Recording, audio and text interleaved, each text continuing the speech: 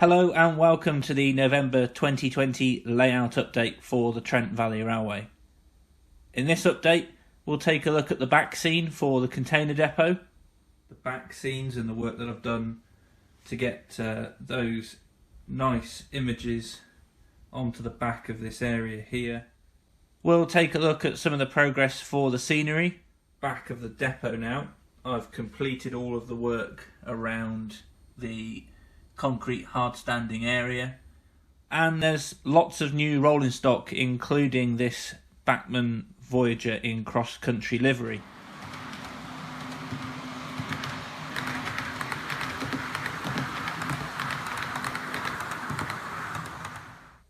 Welcome to this month's layout update. Thank you to all the people that have watched the previous layout updates and to those that have liked and subscribed. Hope you enjoy this update where we'll get straight into the work that I've been doing on the back scenes. The main work this month for the Trent Valley Railway has been looking at getting the back scenes installed behind the container depot. The back scenes are from ID Back Scenes. They have a website where you can order these and also get them custom made.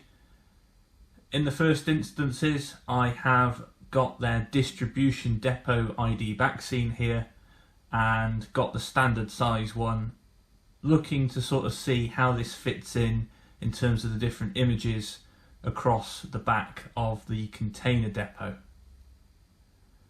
As I've worked through looking at these images, you'll see that sometimes I've had the sort of warehouses and distribution depot at the back or in the middle.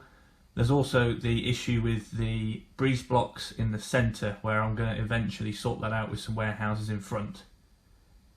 So this was just whilst I was also doing the concrete hard standing area, and at the very back I also plan to put in two warehouse sort of units to make it blend into the scenery.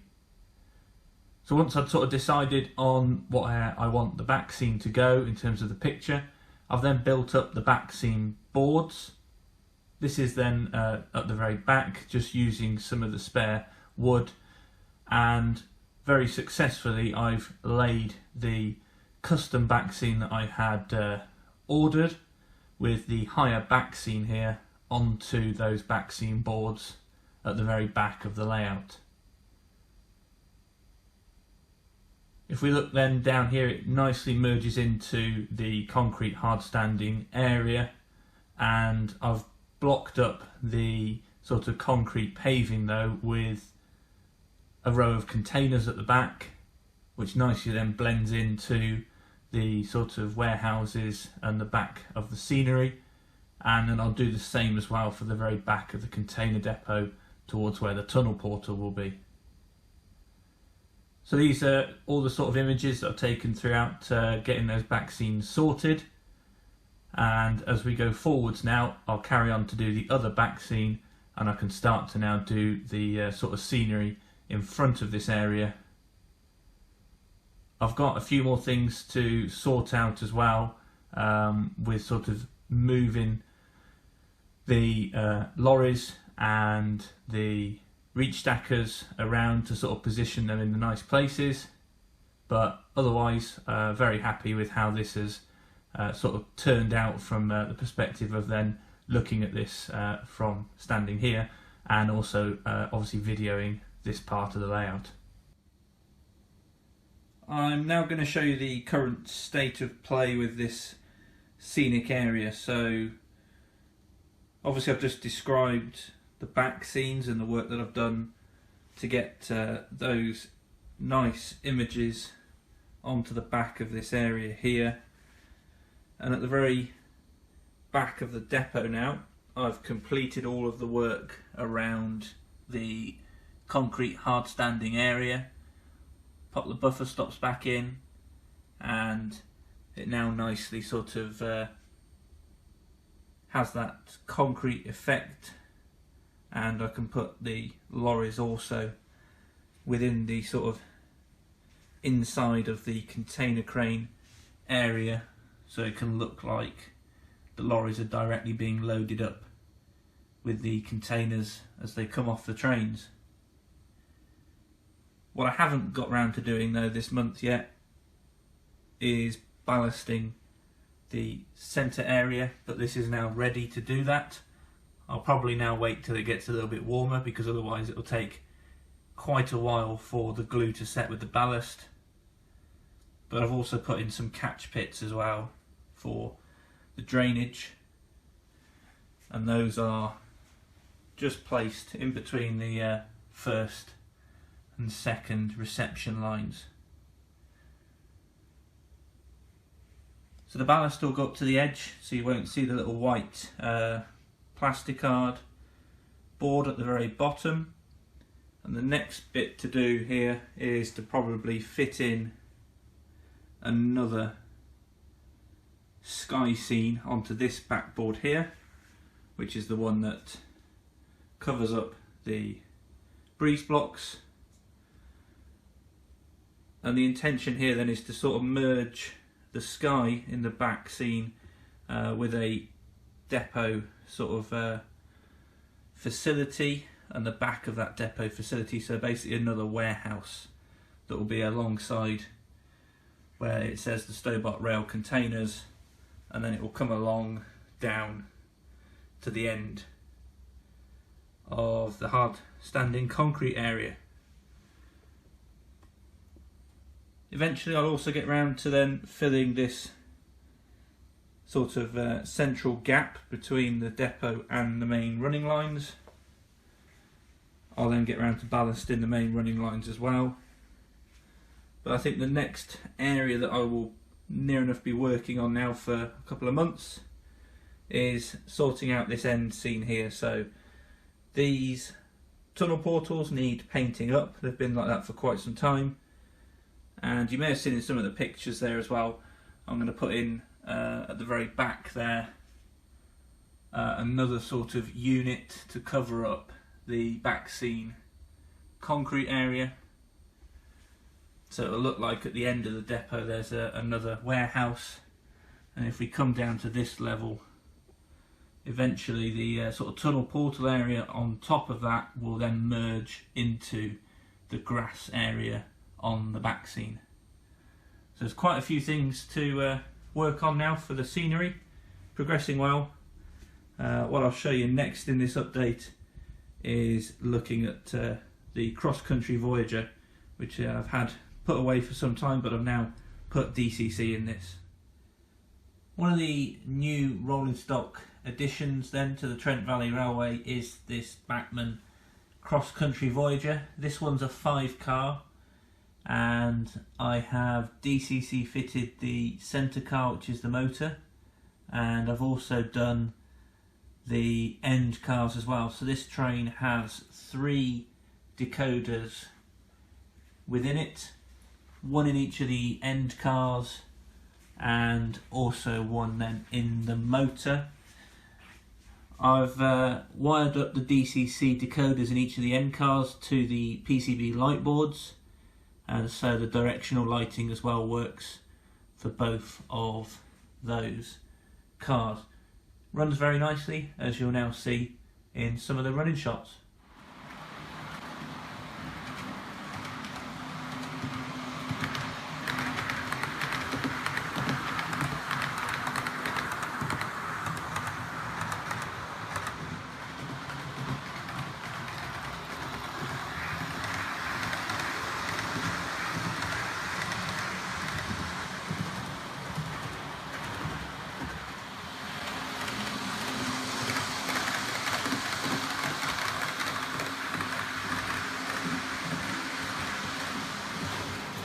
The other new addition in terms of rolling stock is behind the Class 68. So over the last month I then got these latest releases from Hornby, which are the DRS Mark II coaches. I have a set of 3 standard coaches, and then I've also got the brake coach at the end. I've been after these and sort of waiting quite a while, so I was glad when Hornby released these after waiting so many years for something on the market to arrive. run rather nicely. Again, as you'll now see, and I'll show you some running shots of this also alongside the Cross Country Voyager.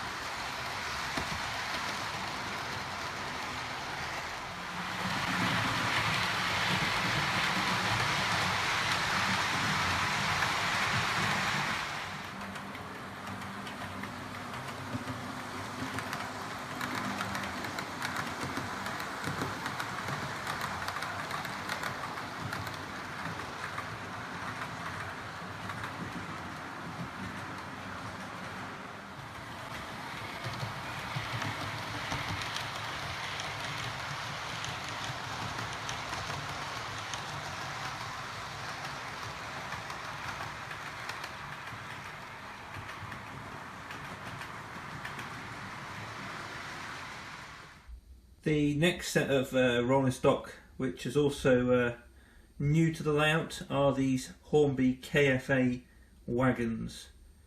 So these hold 40-foot or 20-foot containers, or as you see there with the Hoyer and also the Tate Lyle RMI and the Com-Tank, those are tank containers.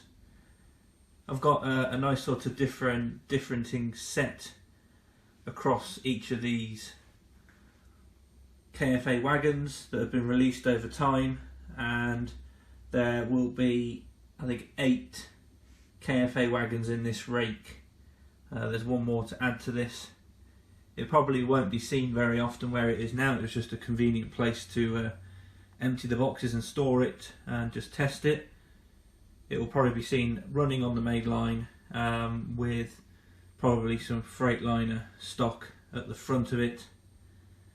The good thing about these is that also these will be interchangeable with any other 40-foot and 20-foot containers which I'll have on the layout.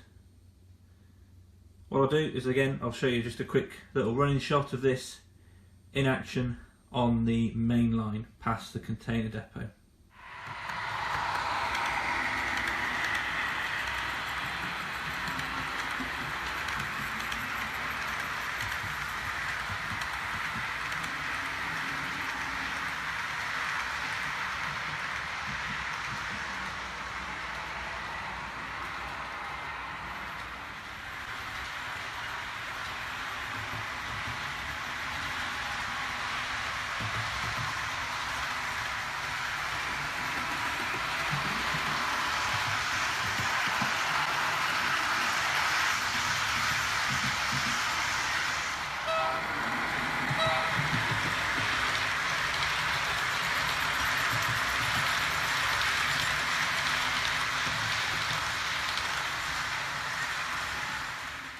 The very final bit of new stock to the layout are these containers to add to the very large container collection I already have. As I mentioned just before, I can probably swap these 20-foot containers out onto the KFA Hornby wagons. So we've got some Costco China shipping, some more Hoyer tank containers from Bachmann, and I've also got quite a few boxes of the Russell 45-foot containers as well, which will be able to be swapped out with the Dapple IDAs and other wagons. So you see the Stobart Rail ones there, they can be exchanged for the Russell. So again, a lot more variation. I like to see a lot of different colour on the container trains, so look out for these in future running videos. So that's all for this month's layout update.